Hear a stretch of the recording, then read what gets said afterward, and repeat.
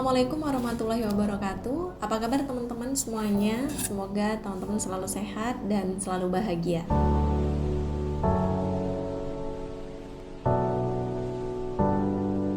Oke teman-teman, dan semoga teman-teman nggak dalam keadaan marah ya. Ngomongin tentang marah nih teman-teman, sebenarnya marah tuh boleh nggak sih? Karena banyak hal negatif ya ternyata yang terjadi kalau kita sedang marah. Karena sering sekali ketika kita marah, yang kita lakukan tuh banyak hal reaktif gitu. Yang dalam artian hal reaktif itu nanti yang ngebuat kita bakal nyesel, kok kita ngelakuin itu sih gitu. Karena kita kalau marah tuh cenderung nggak sadar apa yang kita katakan, apa yang kita ucapkan itu biasanya menyakitkan, dan apa yang kita lakukan itu biasanya juga tidak sesuai dengan yang seharusnya kita lakukan. Nah teman-teman, ternyata marah itu ya boleh aja gitu, karena marah itu manusiawi ya, dan sepertinya tidak ada manusia yang tidak marah gitu. Lalu kemudian kenapa justru marah itu memberikan banyak dampak negatif gitu? Lalu apa sih yang seharusnya kita lakukan dengan rasa marah? Apakah kita harus mengendalikan rasa marah? Ternyata kita tidak bisa mengendalikan rasa marah teman-teman. Karena rasa marah itu kan ya sesuatu yang ada yang dari luar kita ya. Maksudnya kita bereaksi dari apa yang ada di luar kita, sesuatu yang ngebuat kita marah. Kita tidak bisa mengendalikannya ya, karena kita hanya bisa mengendalikan diri kita. Nah maka yang harus kita lakukan ketika kita marah adalah mengelola emosi kita, mengelola rasa marah kita. Saya pernah baca bahwa rasa marah itu ternyata adalah emosi kedua setelah emosi-emosi yang lain, karena ternyata emosi itu ada banyak sekali ya. Jadi kenapa kita marah itu kadang karena kita lagi sedih, atau kenapa kita marah karena kita kecewa. Jadi dari rasa kecewa itu kemudian kita marah, atau dari rasa sedih itu kemudian kita marah. Jadi marah itu adalah emosi kedua. Nah yang harus kita lakukan ketika kita marah itu adalah kita mengelola emosi kita, mengelola rasa marah kita teman-teman. Jadi di sini saya mau berbagi 3 tips yang bisa kita lakukan untuk mengelola emosi. Dan sekali lagi sebelum berbagi tips ini, saya mau disclaimer dulu bahwa tips ini adalah tips yang saya pelajarin, bukan karena saya ahlinya. Nah teman-teman, saya juga di sini sedang struggling pembelajaran juga untuk saya, yang sedang saya pelajarin dan sedang saya usahakan bagaimana untuk mengelola rasa marah itu. Karena ya memang sangat-sangat sulit untuk tetap sadar, untuk tetap waras ketika kita sedang marah. Nah 3 tips ini apa aja? Yang pertama ini tips 3M teman-teman. Jadi tips yang pertama itu adalah mengakui. Jadi kebanyakan dari kita itu kalau misalnya marah, yang kita lakukan adalah salah satunya adalah kita escape, kita melarikan diri. Jadi kayak daripada nanti justru ngebuat masalah, kita berusaha untuk denial gitu, kayak kita mengabaikan rasa marah itu. Sebenarnya kalau kita mengabaikan rasa marah itu bisa jadi sih menjadi solusi pada waktu itu. Jadi kita nggak marah, kita tidak memberikan reaksi negatif gitu. Tapi kemudian karena kita berusaha untuk denial atau kita berusaha untuk mengabaikan, akhirnya perasaan itu numpuk.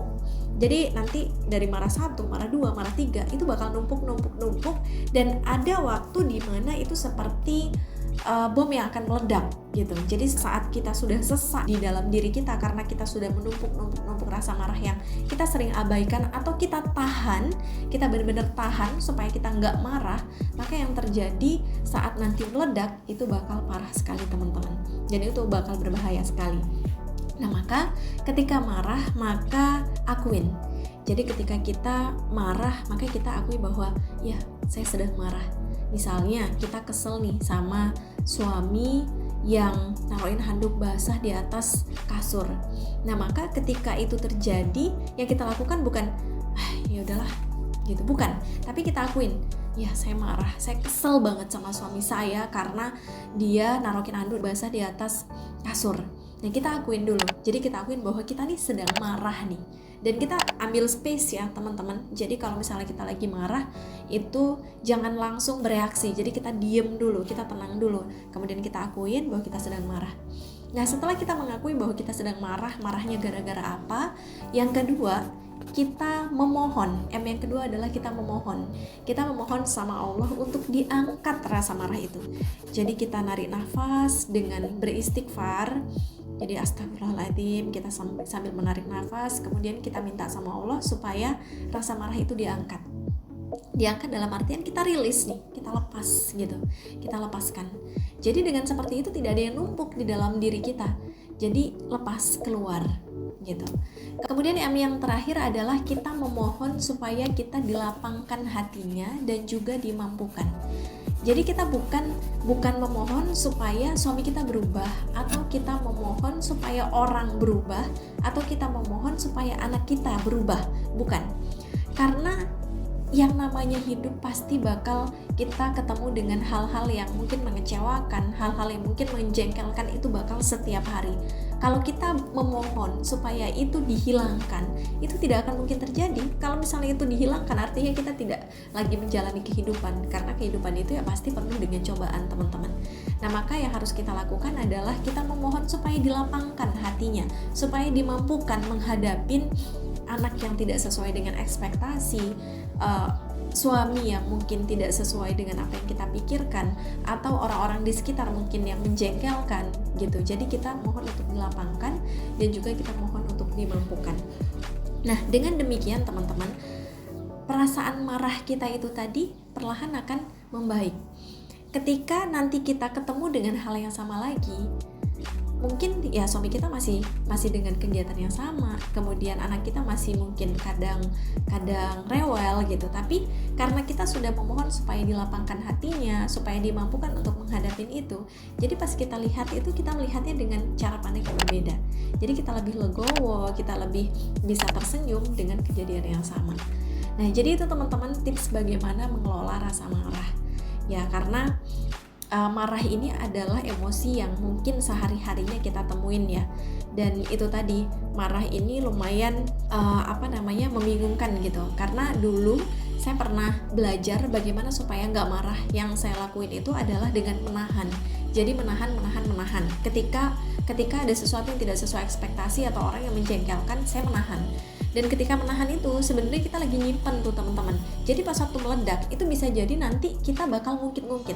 Makanya kita bilang, saya tuh udah ngelakuin A, B, C, D gitu sama dia, tapi dia malah jadi kayak gini. Nah, artinya ketika kita melakukan A, B, C, D itu, kita tuh lagi nahan gitu. Jadi yang terjadi justru pas meledak itu lebih berbahaya, kita malah jadi ngungkit-ngungkit gitu. Jadi tetap kejadiannya itu tidak baik. Maka kita harus rilis, dan rilis itu dengan cara 3M itu tadi. Jadi marah itu harus diregulasi teman-teman. Jadi marah itu harus dikelola, bukan harus dikendalikan atau harus dihilangkan atau harus ditahan. Jadi marah harus dikelola. Oke teman-teman, itu aja yang bisa saya sampaikan tentang tips mengatasi atau mengelola rasa marah. Semoga bisa bermanfaat, dan tentu aja ini butuh perjuangan ya, karena kalau udah marah kadang teori-teori itu bakal hilang dari kepala, tapi ya kita belajar terus, kita belajar setiap harinya. Kalau misalnya di hari pertama mungkin kita ngelus dada gitu ya, kemudian di hari kedua mungkin kita bisa ngelakuin M yang pertama gitu dengan mengakui, tapi kita masih sebel gitu. Kemudian di hari ketiga mungkin kita sudah bisa ngelakuin M kedua, kemudian di hari keempat kita bisa ngelakuin M ketiga gitu, dan akhirnya keseluruhan.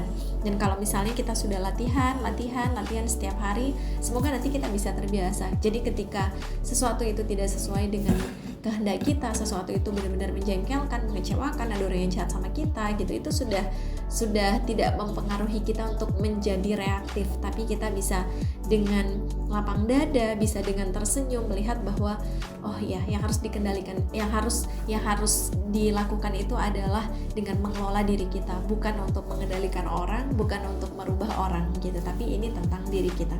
Oke teman-teman, terima kasih sudah menyaksikan video ini, semoga bermanfaat, dan jangan lupa untuk like videonya, kemudian share ke teman-teman yang lain mungkin yang butuh tips bagaimana mengelola rasa marah.